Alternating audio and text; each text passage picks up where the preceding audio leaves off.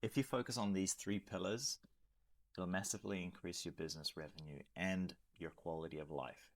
Now, I know that's a big claim, but I wanted to get on here and share these with you because I truly believe that these are the core elements of creating the kind of life that you want, whether it's health, whether it's business, whether it's relationships, whatever it is that you're working on. These are the fundamental underlying pillars that will make all of that possible. And the reason for that is starting with identity. Most people go about trying to change behavior without working on their self perception, their identity. But behavior follows identity, not the other way around. So, what happens is people try to change a behavior. For example, they want to go to the gym and get fit, but they still see themselves as being unfit, the kind of person that's kind of lazy, doesn't show up consistently. And so they have this self perception that they are a certain way. And then they try to do something that doesn't match. And what happens is inevitably the behavior will get pulled back to the level of their identity. And so a better way of going about it would be looking at how you can change how you see yourself on an unconscious and a subconscious level.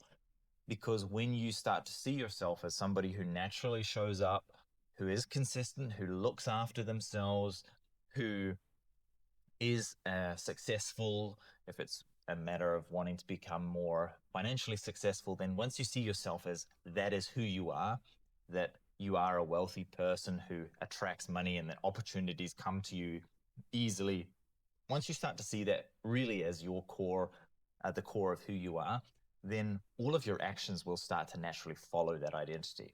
If you see yourself as somebody who's consistent and looks after themselves, then you'll naturally start to eat a little healthier, exercise more. And it's much, much easier that way because you don't have to use a whole lot of force, a whole lot of like discipline and trying to brute force your way to a new way of being because you've shifted what's underlying that behavior first and foremost. So that's really, really important. And I think that the second pillar here, state, is we're all chasing feelings. Now you think that, oh, I want to earn $20,000 a month, or I want a fancy car, or I want a really great body.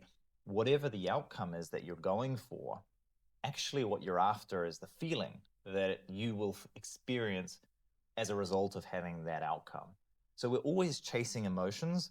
And the problem with that is if you are feeling like you can only experience that emotion once you achieve the goal, then you spend all of your life chasing a feeling. And when you achieve the goal, it's there for a moment and then it dissipates and you're like left with, okay, what next?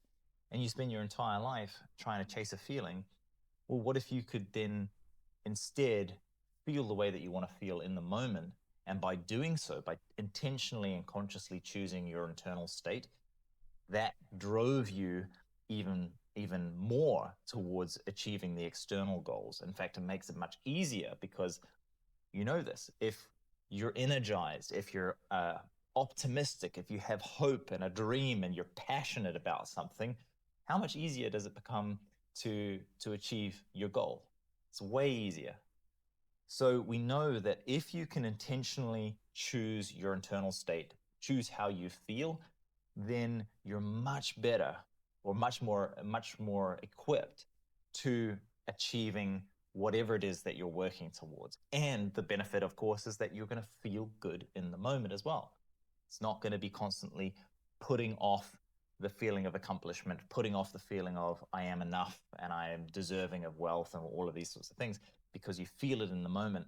And by feeling it in the moment, again, that's that identity level as well, because when we feel something, it tells us our subconscious, hey, this is something that's important to us. It starts to reprogram your identity.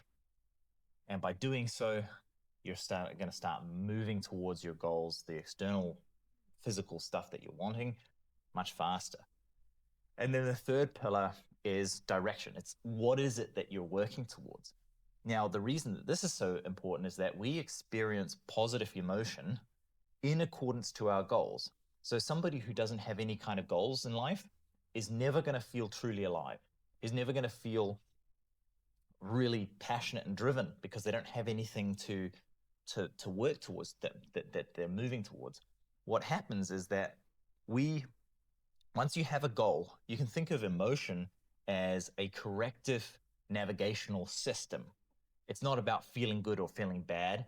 It's about you have a goal, and if you're moving towards your goal, your body will recognize that and you will feel good. You'll experience dopamine. You'll feel positive emotion as you move towards your goal. Now, if you veer off course, that's when you start to feel anxiety. You start to feel these negative emotions because it's your mind and your body's way of telling you, "Hey, buddy, you're headed in the wrong direction. This is not right. You need a course correct." And so when you start to recognize that emotions are corrective mechanisms to tell you whether you're heading towards your goal or not, then it becomes much easier to work through them. And instead of getting trapped in negative emotion, you can kind of recognize like, oh, okay, I need to make a change here. But in order to do that, in order to have essentially like an accurate, in order to have your emotional state accurately calibrated, you need to have the goal in the first place, because if you don't have the goal in any direction that you go in, you'll experience anxiety and a negative emotion, because no matter what way you go, it's not the right way. So direction, having clear goals in your life is super, super important. Not only that, we have a part in our brain called the reticular activating system.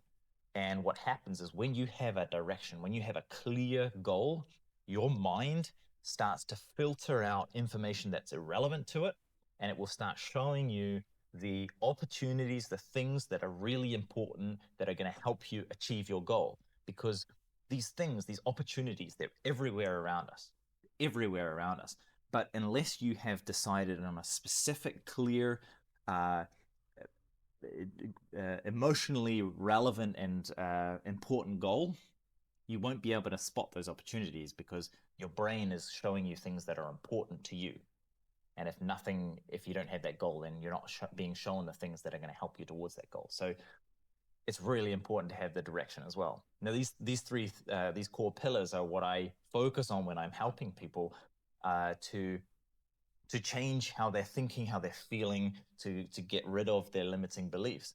I have a method for approaching these 3 pillars called the mental method that helps to reprogram your identity, that helps you to develop the right internal emotional states on demand, and that help to develop that clear direction, that clear vision and goal that is compelling, and then gets your mind to show you the opportunities that will ultimately guide you towards that end state, that end goal. So I wanted to jump on here and share this with you, because if you're currently bogged down in the weeds of making your business work, or building whatever it is that you're working towards, your fitness goals, your relationship stuff, we get so lost in the day-to-day challenges that we forget what is at the core. What is the core solution? What underlies it all, right? What are the foundations? And we need to be reminded of those. And I promise you, if you start to pay conscious, intentional attention towards these 3 pillars and look at how can you adapt your identity and shift your identity into the kind of person that has or naturally has the results that you're after. If you focus on how can I create the right emotional state so that I'm energized and moving forward, and how do I create a compelling vision that really gets me to look to the future and to feel motivated and driven towards my purpose. If you get those 3 things right, then all of those other little niggly problems, they start to dissolve away, or you put them back into the right perspective, which is these are small little opportunities, small little challenges that we can overcome, and we overcome them by focusing on these 3 things. All right.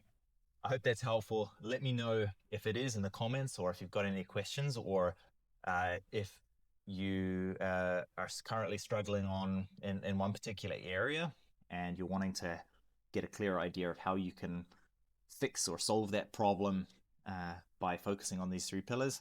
I'd love to hear your feedback, and I can't wait to see you in the next one. All right, peace.